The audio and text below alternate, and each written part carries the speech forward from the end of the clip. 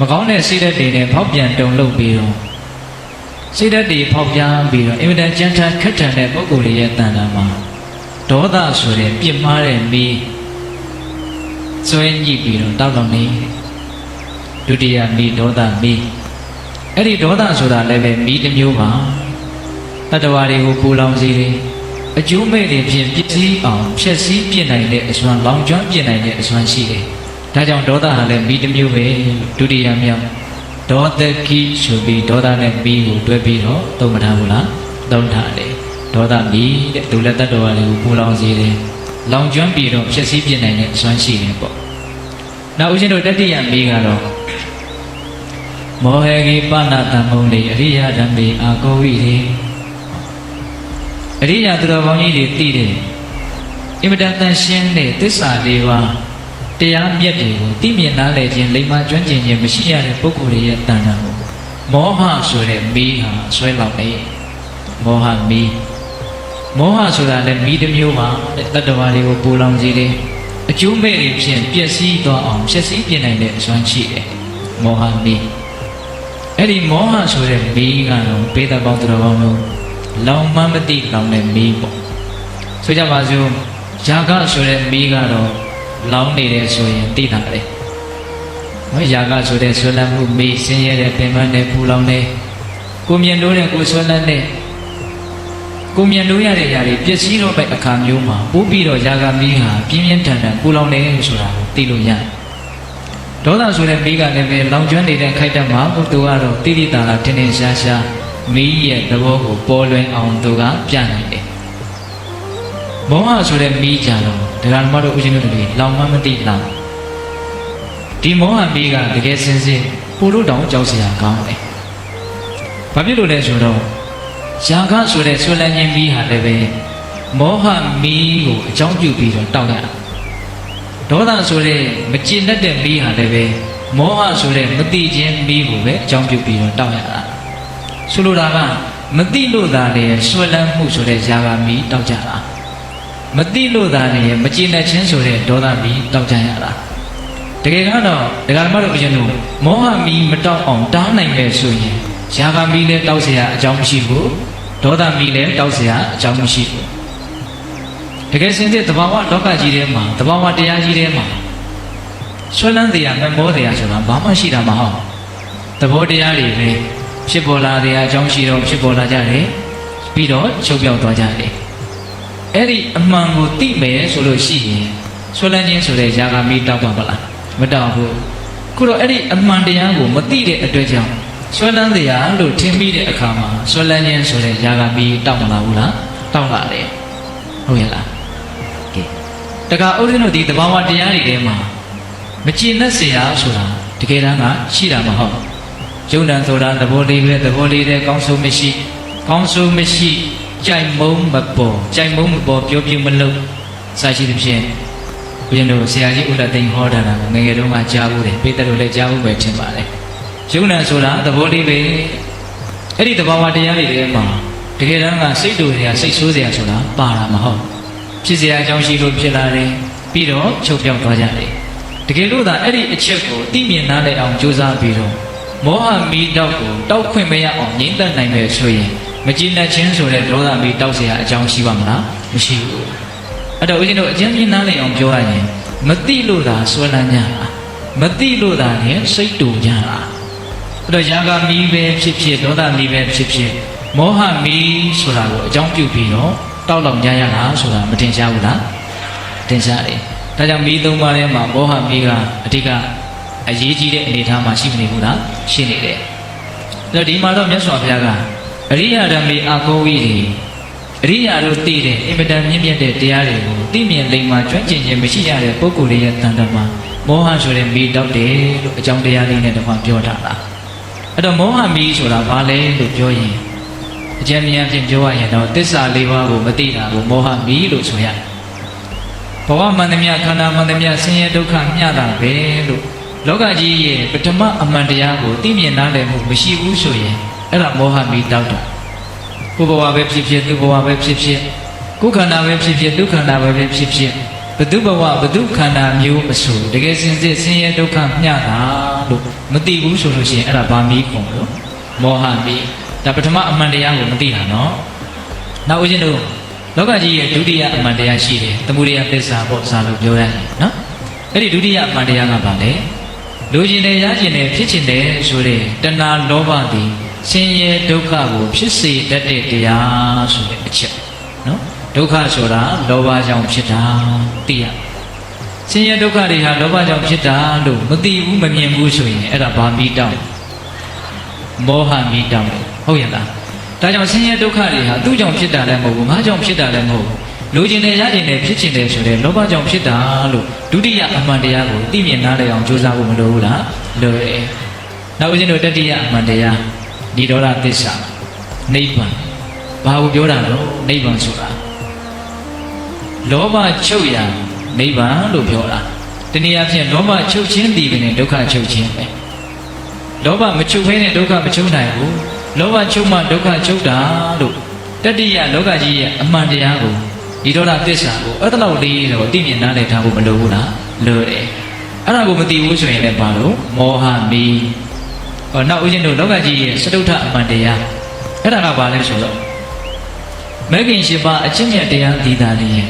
ဒုက္ခကိုချုပ်စေတဲ့တခုတည်းသောနိလန်းပဲလို့မဂ္ဂင်၈ပါးရဲ့ဒုက္ခချုပ်စေနိုင်စွမ်းအစွမ်းတတ္တိဂုဏ်ကြီးကိုသိမြင်နားလည်ရဟုတ်လားဒုက္ခချုပ်အောင်တခြားနည်းတွေနဲ့လုပ်လို့မရဘူးလောကကြီးမှာဒုက္ခချုပ်သွားစေတဲ့တခုတည်းသောနိလန်းဟာမဂ္ဂင်၈ပါးအချင်းမြတ်တရားပဲလို့မဂ္ဂင်၈ပါးရဲ့စွမ်းရည်တတ္တိကိုသိမြင်နားလည်ဖို့မလိုဘူးလားလိုတယ်ဒီပြင်ဤတွေဖြင့်ဒုက္ခချုပ်ဖို့အတွက်တရားတော်တို့ဘုရင်တို့ဘုဒ္ဓတဲ့သဘာဝကြိုးစားနေကြတာတွေတော့ရှိတာပေါ့ဟုတ်လားဘယ်နည်းနဲ့ပဲကြိုးစားမဂ္ဂင်၈ပါးတရားမြတ်ဒေသနာနဲ့မညီဘူးဆိုရင်အဲ့ဒါဒုက္ခချုပ်ကြောင်းဒီလန်းကောင်းလို့ပြောလို့မရဘူးတော့လောကကြီးမှာဒုက္ခကိုတကယ်ချုပ်စေတာဟာမဂ္ဂင်၈ပါးအကျင့်မြတ်တရားတစ်ခုသာနဲ့ရှိတယ်လို့သိမြင်သားတယ်မှတ်တာနဲ့မောဟမီးဟာငြိမ်းနေပေါ့ဟုတ်လားအဲ့တော့ဦးဇင်းတို့ဒီသစ္စာလေးပါးတရားဒေသနာကိုသိမြင်သားတယ်မှုမရှိတာကိုဘာခေါ်မလို့မောဟအဲ့ဒါလိုမီးသုံးပါးတတ္တဝါတွေရဲ့တဏ္ဍာမှာလောင်ကျွမ်းနေတယ်တဲ့မြတ်စွာဘုရားကဒါကိုရည်ရွယ်ပြီးတော့ရာဂကိတဟတိပိစေရတ္တေကာမေတုမုတ်စီတိဒေါသကိပနာပြပန္နိနရေပါဏတိပါတိနောမောဟကိပါဏတမုလေရိယတမေအာကောဝိတိဣတိအခိအဇာနန္တတက္ကာယပိရဒပဇာအဲ့ဒါလိုမီးသုံးပါးတောက်လောင်ပြီးတော့အကျိုးမဲ့တွေဖြင့်ပျက်စီးနေတာပူလောင်နေတာဆင်းရဲနေတာကိုမတိကျမမြင်ရတဲ့အတွက်ကြောင့်တတ္တဝါတွေဟာတက္ကာယဆိုတဲ့ဒီဒုက္ခတရားတွေရဲ့အပေါ်မှာပျော်မွေ့ပြီးတော့အကောင်းထင်ပြီးတော့ရစ်မှုပြီးတော့နေကြတာဟုတ်ရဲ့လားဒီမီးတွေရဲ့တတ္တဝါတွေရဲ့အပေါ်မှာနှိမ့်ဆက်နိုင်စွာဆိုးနိုင်စွာကိုမသိတဲ့အတွက်ကြောင့်ဒကာဓမ္မတို့ဦးဇင်းတို့တွေဟာတက္ကာယဆိုတဲ့ဒီဘဝရဲ့အပေါ်မှာတွေ့တာမမောပြီးတော့ဆွလန်းပြီးတော့ရင်မှုပြီးတော့ပျော်ပြီးတော့နေကြတာတက္ကာယဘိရတံပဇာဒါပြောတာနော်တကယ်စင်စစ်ဒီမီးသုံးပါးဟာဒကာဓမ္မတို့ဦးဇင်းတို့ရဲ့အပေါ်မှာပြင်းပြင်းထန်ထန်နှိမ့်ဆက်နိုင်တယ်ပြင်းပြင်းထန်ထန်ပူလောင်စေတယ်မီးဆိုတဲ့အတိုင်းပဲပွားလာတဲ့သဘောရှိတယ်များလာတဲ့သဘောရှိတယ်မီးဆိုတဲ့သဘောအတိုင်းပဲကူးဆက်တဲ့သဘောလည်းရှိတယ်ဆိုကြပါစို့မီးတွေကဘယ်လိုကူးသွားလဲမီးတွေဟာဘယ်လိုများလာတယ်ဘယ်လိုပွားလာတယ်ဆိုတာလေးနည်းနည်းလေးစဉ်းစားကြည့်ပဲဟုတ်လားဦးဇင်းတို့ရာဂဆိုတဲ့ဆိုလန်းခြင်းမီးဒေါသဆိုတဲ့မကျေနပ်ခြင်းမီးမောဟဆိုတဲ့တွေ့ဝိမိုင်မဲခြင်းမီးတွေလောင်ကျွမ်းလာပြီဆိုလို့ရှိရင်ဘယ်အထိမီးတွေဟာတက်ပြီးတော့လောင်ကျွမ်းနိုင်လဲဆိုတော့ဒုစရိုက်မီးဆိုတာတက်ပြီးတော့လောင်ကျွမ်းနိုင်တယ်ရာဂဒေါသမောဟကိုအခြေခံပြီးတော့ပဲတိုက်ခြင်းကိုခြင်းကာမကိစ္စဖောက်ပြန်ခြင်းလိညာပြောခြင်းအဆန်းရှိတဲ့ဝစီဒုစရိုက်တရားဒီလိုမကောင်းမှုတွေကိုပြုမိမှပြုမိမှဖြစ်တယ်ဆိုတာဆွဲလန်းလို့တာလည်းကာယကံတွေဟာမှားကြတာဆွဲလန်းလို့တာလည်းဝစီကံတွေမှားကြတာအဲ့ဒါလိုပဲမကြည်နပ်လို့တာလည်းကာယကံဝစီကံအမှုတွေမှားကြတာမဟုတ်လားဒါကြောင့်ဘိဓဘောင်တော်ဟောင်းတို့ဉာဏ်ရှိပါတယ်အားလုံးဒါကိုနားလည်နိုင်ပါတယ်ဇာမဒေါသမောဟကိုအကြောင်းပြုပြီးတော့တတ္တဝါတွေဟာဒုစရိုက်မှုတွေဖြင့်မိုက်မဲပြီးတော့ဒုစရိုက်မီးဆက်ပြီးတော့တောက်တာမရှိဘူးလားရှိတယ်ကမ္ဘာလောကကြီးဘာကြောင့်ပူလောင်နေသလဲဘာကြောင့်အန္တရာယ်တွေနဲ့ရောပြုံးပြီးတော့စိုးရိမ်နေရအနေထားမှာရှိနေတယ်ဆိုရင်အဲ့ဒီဒုစရိုက်မီးတွေတောက်နေလို့ကမ္ဘာလောကကြီးဟာမငြိမ်းချမ်းတာပေါ့အဲ့ဒီဒုစရိုက်မီးရဲ့အခြေခံဟာဘာဖြစ်နေလဲရာဂဒေါသမောဟမီးဆိုတဲ့မီးသုံးပါးဟာဒုစရိုက်မီးရဲ့အခြေခံဖြစ်မနေဘူးလား ဖြစ်နေတယ်နော်ဇာကဒေါသမောဟမီးတွေတောက်ပများလာရင်ဒုစရိုက်မီးတောက်เสียအကြောင်းမရှိဘူးလားရှိတယ်အဲ့ဒါလို့ဒုစရိုက်မီးတွေတောက်လာပြီဆိုလို့ရှိရင်အပေလေးပါးမီးဆိုတာဆက်ပြီးတော့တောက်တယ်အဲ့ဒါကတော့မီးထဲမှာအပြင်းဆုံးအဝီစီမီးပေါ့နော်ဒီတိသူကဆက်ပြီးတော့ဆွဲညှိသွားတာလောင်ကျွမ်းသွားတာဒါကိုမြတ်စွာဘုရားကရည်ရွယ်ပြီးတော့နော်ဘာဆက်ပြီးတော့ဟောတယ်ဆိုတော့ဒီယံကဒေါသမောဟမီးတောက်တွေကိုအကြောင်းပြုပြီးတော့ငရင်မီးဆိုတာတောက်ရတယ်တဲ့တိရစ္ဆာန်မီးဆိုတာတောက်ရတယ်အပေလေးပါးမီးဆိုတာတောက်ရတယ်မီးတွေကူးသွားဖို့ကိုပေးတဲ့ကောင်တော်ဟောလို့နားလည်ကြတယ်နော်အေးယံကဒေါသမောဟမီးကိုအကြောင်းပြုပြီးတော့ဒုစရိုက်မီးတောက်တယ်ဒုစရိုက်မီးကိုအကြောင်းပြုပြီးတော့အပေလေးပါးမီးတွေတောက်ကြတယ်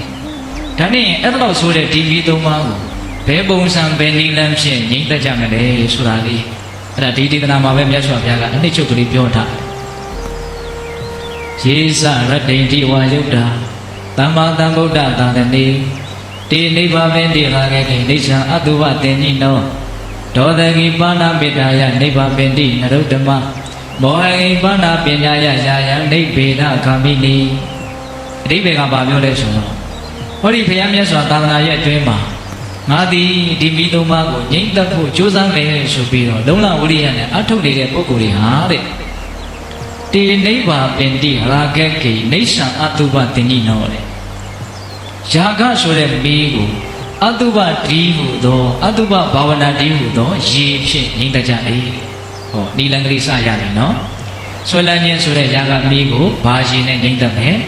အတုပဘာဝနာဒီဟုသောရေဖြင့်ငြိမ့်သက်ကြ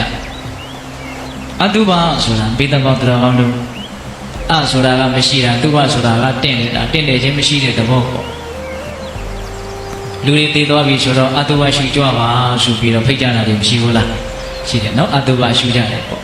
တကယ်တမ်းကတော့မသေးခင်မှာပဲလှုပ်ရှားသွားလာပြောဆိုနေတဲ့ဒီခန္ဓာမှာကိုပဲအတုပကရှုလို့မရဘူးလားရတာပေါ့တည်တဲ့အတုပရှိတယ်လို့မသေးခင်မှာလည်းပဲအတုပမရှိဘူးလားရှိတယ်အဲ့တော့အတုပတရားတွေကတကယ်စင်စစ်ဒီကမှာတော့ဦးဇင်းတို့တာမန်မျက်စိနဲ့တောင်သိနိုင်မြင်နိုင်တဲ့အနေအထားမှာမရှိဘူးလားရှိတာပေါ့တာမန်မျက်စိနဲ့တောင်သိနိုင်တယ်ဒါပေမဲ့ဒါကလည်းပဲသိမြင်နားလည်အောင်ကြိုးစားမှသိတာအမတ်တမဲ့နေရင်တော့စိတ်ဟာအင်မတန်လှည့်စားတဲ့သဘောရှိတယ်မျက်စိနဲ့ကြောင်ကြောင်ကြီးမြင်နေရတဲ့ဒီကိစ္စမှာတောင်မှနားမလည်ပဲရှိတတ်တယ်ဒီကမှာတော့ဦးဇင်းတို့ပုထုသင်ရဲ့စိတ်ဆိုတာကအင်မတန်လှည့်စားနော်ဝိညာမာယူပမာနေစဝိညာဏံစိတ်ဟာမျက်လှည့်ဆရာနဲ့အလွန်တူတယ်လို့ပြောထားတာလည်းကြားဘူးတယ်ပေါ့လားကြားဘူးတယ်အဲ့တော့ဘလို့လှည့်သားကလေးဆိုတော့အတုပဆိုတာထင်ရှားပါလေနဲ့တုပလို့ထင်မိအောင်ထင်တာတွေမရှိဘူးလားရှိတယ်ဟိုဦးဇင်းတို့ကျမ်းဂန်တွေထဲမှာစိတ်ရဲ့လှည့်သားပုံကလေးကိုပြောထားတာတခုရှိတယ်ဟိုတပင်လုံးရဲနေအောင်ပွင့်နေတဲ့ပေါက်ပင်ကြီးတပင်ရဲ့အောက်မှာနော်တောခွေးတကောင်မြေခွေးတကောင်ကအဲ့ဒီပေါက်ပွင့်တွေကိုအသားသေးတွေအသားခဲတွေလို့ထင်ပြီးတော့အောက်ကနေထမ်းပြီးတော့ညှောနေတယ်အဲ့ဒါလေးတစ်ချက်ဝေးလိုက်တော့အဲ့ဒီရဲနေတဲ့ပေါက်ပွင့်နေတဲ့ကတပွင့်တွေအောက်ကိုပြုတ်ကျလာအဲ့ဒီမှာအသားလုံးတစ်လုံးတော့ပြုတ်လာပြီးဆိုပြီးတော့အတင်းကြီးပြီးတော့ဟတ်တယ်တဲ့အဲ့ဒီခွေးကဟတ်ကြည့်လိုက်တော့မှဟာငါထင်နိုင်တာကအသားလုံးမဟုတ်ပဲကိုဘာမှစားမရတဲ့သုံးမရတဲ့အရာပဲလို့သူသိတယ်ဒါပေမဲ့ခွေးဆိုတော့စဉ်းစားဉာဏ်ကမရှိတော့အောက်ကျလာတာနဲ့လားအသုံးမကျတာနဲ့တူရဲ့အပေါ်မှာရှိတာတွေကတော့အသားတွေပဲနဲ့တူရဲ့လို့ဆက်ပြီးတော့အထင်မှားပြီးတော့မျောနေပြန်တာပဲတဲ့တကယ်ဆိုရင်တော့ဒီအပွင့်ကျလာတဲ့ဒါဟာသုံးမရတဲ့အရာလို့သိမယ်ဆိုရင်အပေါ်ကဟာတွေလည်းဒီတိုင်းနေမှာပဲလို့သိကြရမကောင်းဘူးလားကောင်းတယ်သို့တော်မြေခွေးကတော်ခွေးကအဲ့လိုသိသလားမသိဘူးအဲ့လိုပဲပုထုဇဉ်တတ္တဝါတွေဟာလည်းပဲခန္ဓာကိုယ်ကပြုတ်ကျလာတဲ့အရာတွေကိုသာတည်းဒါဟာမတင့်တဲ့အရာတွေယွန်ရှားဖွယ်ရာတွေဆက်စုပ်ဖွယ်ရာတွေလို့ထင်ကြတာတဲ့ခန္ဓာကိုယ်ပေါ်မှာတွေ့ကပ်နေတဲ့အချိန်မှာတော့အဲ့ဒါကိုမတင့်တဲ့အရာဆက်စုပ်เสียရလို့မထင်ကြဘူးတဲ့ဟုတ်တယ်ဗျနော်တရွေးတွေပါတွေဖေးပြီးပြီဆိုရင်လက်နဲ့ပါနဲ့ထိကျင်သလားစိတ်ထဲမှာဒါယွန်เสียရမယ်ဆက်စုပ်เสียရမယ်လို့သိတယ်ဒါပေမဲ့ကိုယ်ပါဇက်ထဲကတလေးကိုတော့နေရင်ဖြစ်ရင်ယိုချနေတာပဲလေယွန်ရကောင်းမှသိသလားတကယ်တမ်းကဒီတရွေးနဲ့အောက်ထွေးလိုက်တဲ့တရွေးဟာအတူတူပဲမဟုတ်လားဘာမှကာလကွာသေးတာကိုထွေးပြီးချင်းကိုမကြည့်ချင်ဘူးအဲ့ဒီဥစ္စာကို